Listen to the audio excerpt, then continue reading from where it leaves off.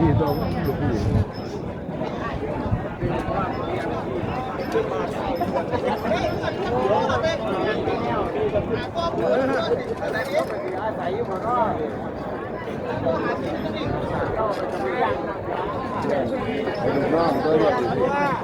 งานของสิงห์บึงหมอกหันฟังทางด้านขวามือครับถ้าย้ำบอกว่าบอกจะเป็นไม่บอกนะย้ำครับถ้าผ่านขวามือเลยพี่น้องฟังมันจะบอกนะครับกับเรื่องของเทวดาเรียนกันพ้นภาษาผู้ใดยกใส่บังกะโลไว้เนี่ยดูหัวหาหมุนมาให้เลยหมุนมาทางหัวหมุนมาทางไหนนี่หมุนมาทางหัวอย่างนั้นอย่างนั้นครับผมที่สวยงามลมมาผ่านน้ำ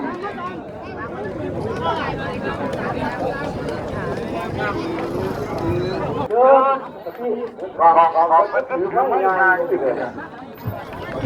กูเป็นคนเองเลยนะอย่าบอกนะคือเป็นผู้ป่วยโรคสตาร์ตกใกล้ๆได้หลายๆสิ่งมึงบอกหนึ่งไทยนะครับขอที่งานสิ่งมึงบอกจงโปรด3 2 1ไป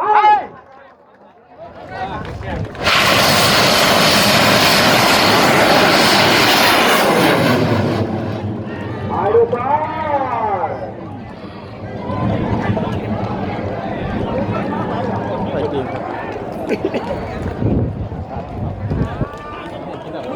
อย่าเดินห้างดีเยี่ยมที่นี่เลยนะครับสิงห์เมืองบอกนะครับที่ศาลจุดบัน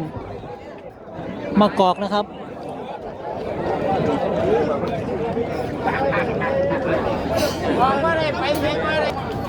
สุดยอดของการเดินทางนะครับที่นี่เลยโอ้เป็นเงา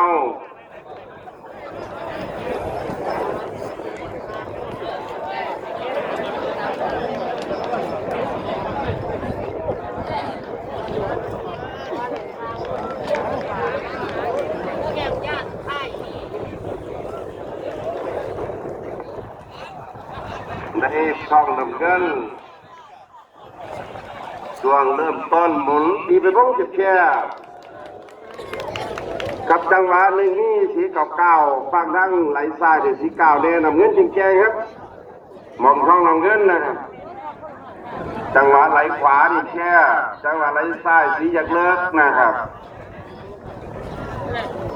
รอเราเย็นยิ่งเย็นของใหญ่มันสีดีไปหนา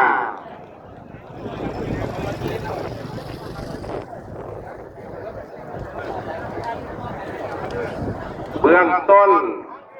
ตอนนี้หางดีเบิ่งกันไปผ่านหนึ่งครับได้ช่องน้ำเงินที่ขาวไล่บางๆครับเบิ่งกันไปเรื่อยๆยังไม่สลบ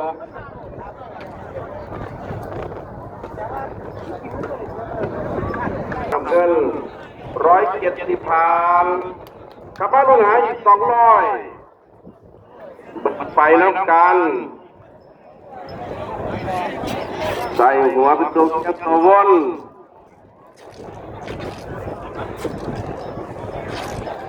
ขับจองไปไม่บานเรือนครับในช่องน้ำเงินและที่นี่ขาวยืนออกมาฟังข้างซ้ายนะครับเบิ่งกันไปเรื่อยๆ200 ผ่านขับหาอีก3 นาทีได้บ่นะครับ